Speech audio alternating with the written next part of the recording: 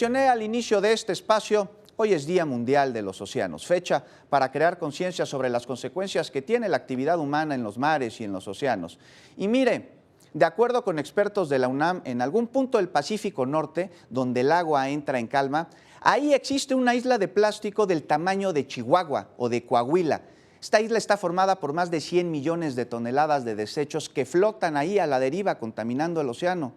En el marco del Día Mundial de los Océanos, Martín Soto Jiménez, especialista del Instituto de Ciencias del Mar y Limnología de la UNAM, él indicó que la contaminación de los mares nos afecta como especie, pues la mitad de la actividad productiva, al igual que el sostenimiento de la supervivencia, ellos dependen de estos ecosistemas y de su conservación. El investigador reiteró la recomendación, por supuesto, de no tirar basura, principalmente plásticos, en ríos, en cañadas, en playas, ni a cielo abierto, y con ello evitar la contaminación de los mares y de los organismos que ahí viven.